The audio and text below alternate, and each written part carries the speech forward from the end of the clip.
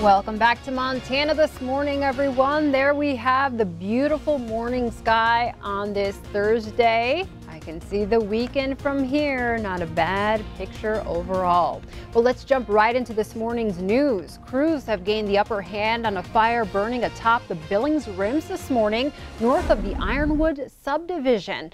The fire was first reported around 4 o'clock this morning. This is video of shortly after it broke out from our First Interstate Bank iCam. We're told it is now under control. 6 local agencies were called in to assist. A local landowner even stepped in, building a fire line with his tractor. What you're seeing right now is raw video from earlier this morning that's being fed back to the station. It's located near Highway 3 and Shorey Road. An initial estimate put the fire at 50 acres. Crews were also dealing with high wind speeds, but those have since died down. The fire burned a wheat field, grassland, and some timber. No structures were damaged or in danger. The cause is under investigation, and we will continue to monitor the situation and give you updates. In this morning's headlines, Vice President Mike Pence officially received what could be the remains of dozens of missing U.S. soldiers from the Korean War. The bones will undergo intense analysis in an effort to identify them. Some families of the missing submitted DNA more than a decade ago, hoping for a match someday.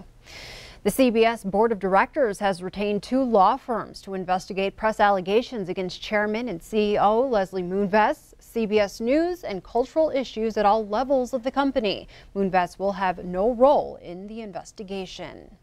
Now, closer to home, a fatal crash has claimed the life of at least 1 victim in Park County. Very few details have been released, but we do know the crash was reported just before 10:30 Wednesday night. It happened south of Livingston in Paradise Valley on Montana Secondary Highway 571 and Immigrant Meadows Road. The Montana Highway Patrol responded to the scene. We'll update this story as details are released. 1 woman is hospitalized, 2 pets are dead, and a home received $50,000 in damages in South Billings. Billings fire crews were called out to a mobile home on Merkel Circle, south of Sam's Club, shortly before 8 o'clock Wednesday night. A woman who was home when the fire broke out was taken to the hospital for smoke inhalation. Deputy Fire Marshal Jeff McCullough says a dog and cat died in the fire. 4 kittens were given oxygen and rescued from the home. The cause of the fire is under investigation. Montana firefighters and resources are now headed to help in the fight against wildfires in California. 6 deaths are now blamed on the Carr Fire in Northern California, considered to be the most destructive fire in California's history. Columbus Fire and Rescue are among the crew headed to California. These photos were posted on their Facebook page. Earlier this week, crews from Missoula, Livingston, and Butte also answered a request for emergency management assistance. The Montana crews won't be tackling the Carr Fire near Redding, but instead are headed about 200 miles to the south, where the 90,000-acre Mendocino Complex fire continues to burn out of control. The need is great there, so we're making personnel available here to go out there, and depending on what you're doing on a fire, you're driving or flying out, and you're spending 14 to 21 days on assignment helping there. It's not entirely altruistic, because we have every expectation that our fire season in Montana is going to pick up. And then other areas that are quieter will send help when we ask for it. This same thing is happening on an international scale this weekend. As many as 200 firefighters from Australia and New Zealand will arrive to help battle the West Coast fires. Nash says they'll likely be here for a couple months, assisting where help is needed. A Flathead Valley woman missing for more than 2 weeks has been found dead in her car that was found submerged in a pond. A local resident alerted law enforcement after they noticed the tip of a car antenna sticking out of a small pond on his property. Flathead County Sheriff Chuck Curry says divers recovered the body of 23-year-old Alex Beltran of Whitefish around 9 o'clock Wednesday morning. Beltran was first reported missing July 16th after leaving a home on the west side of Kalispell. Curry says they believe she was drinking heavily the day she disappeared.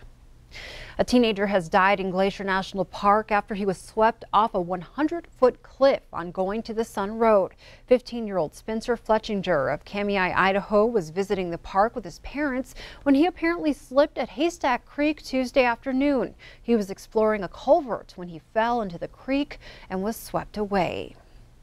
There's a new push in Congress to open the door for Montana and Wyoming coal exports to Asia. Montana Senator Steve Daines and Wyoming Senator John Barrasso are teaming up to sponsor a new bill to clear a path for the proposed Millennium Bulk Terminal in Longview, Washington. The proposed Millennium Bulk Terminal project has been stuck on hold ever since the Washington Department of Ecology denied the project's water quality last fall, and a subsequent appeal challenging Washington state's jurisdiction over the project also failed earlier this year. Daines and Barrasso contend the bill will create 300 to 400 jobs by expanding trade opportunities for coal from Montana and Wyoming's Powder River Basin. Their bill clarifies that the Clean Water Act cannot be used as a weapon to prohibit coal exports. Citing the demand for Montana's low sulfur coal in Asia, Daines says it's wrong for Washington state to block access for Montana coal to make its way to Asia. He says, quote, "This bill will ensure our state's abundant resources are no longer gridlocked by activist bureaucrats and will spur high-paying Montana jobs, empower our tribes, and importantly, strengthen our national security." Montana Attorney General Tim Fox says the new bill is an important step to depoliticize the environmental review process. He says Montana is a commodity-rich state and our businesses need reliable access to overseas markets. Daines says completing the terminal would allow coal from Montana's Decker Mine, Spring Creek Mine, and the Crow Tribe's Metal Project to gain access to Asian markets. Back here in Billings, it's a huge music week for the Magic City. Country star Chris Stapleton kicks off the busy week, appearing in concert tonight at the Rimrock Auto Arena. With more than 9,000 expected to attend the sold-out concert, Metro Park management has some suggestions about parking. The Metro Park traffic plan developed during the Garth Brooks concerts last year will be used tonight. Metro Park Marketing Director Ray Massey says the Metro has about 3,700 parking spaces, so he suggests carpooling and arriving early. Plus, about 100 premium parking passes are still available.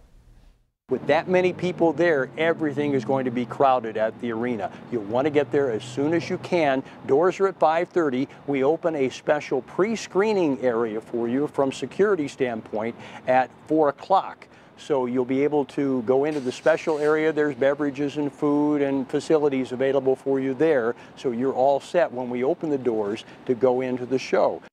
As for security and getting into the concert, Massey says items found with wands and metal detectors will be given back to concert goers to be returned to their cars. The Big Music Week continues through this weekend with the Magic City Blues Festival. ZZ Top is the headliner on Friday and Philip Phillips on Saturday, and the Pub Station also has 3 days of concerts. Now we go to Madison, Wisconsin, where the CrossFit World Games are underway. The only Montana team to qualify, Yuri Hansen, Mac Unruh, Ashley Schaefer, and Hope Cicero are in 11th place right now after completing 2 workouts. This one is called the bike deadlift. Each member rides stationary for 1,600 meters, then they hop off and combine to lift 715 pounds 25 times. Then they do it all over again 2 more times. Today is a rest day. The World Games wrap up on Sunday. Now here's video bound to put a smile on your face. A bald eagle released back into the wild on the north end of Flathead Lake. The big bird was spotted a few weeks ago by a couple who was boating on Flathead who alerted authorities that the eagle didn't look right. Montana Fish, Wildlife and Parks says the eagle was sick, perhaps from something it ate, but other than that, it showed no signs of any external injuries. After nursing it back to health, the bald eagle apparently felt much better. It was released back into the wild Tuesday and is now back surveying its territory on the Flathead. And as we just saw, there are safe ways to interact with wildlife, and there are some very dangerous ways too. Check out this video from Yellowstone National Park. A man taunting a bison in the Hayden Valley Tuesday evening, possibly to get it off the crowded roadway. The bison, obviously agitated, had a much different plan. The man yells at the bison as it charges at him, but it doesn't appear the man was injured. Park officials remind visitors to always stay at least 100 yards away from bears and wolves, and at least 25 yards away from all other animals, including bison and elk. That man is very lucky to have escaped unharmed. Why would you do that? I don't know. You let the bison clear the road at their leisure. You know, there's only two things that can happen. Either the bison wins or you get really lucky. Yeah, and that guy got very lucky. I mean, those things make me nervous when I'm in my car with the windows rolled up. You just never know what they're gonna do. Right. Palms get all sweaty. And you're like, just keep walking, keep walking. But there you have it, what not to do in Yellowstone National Park.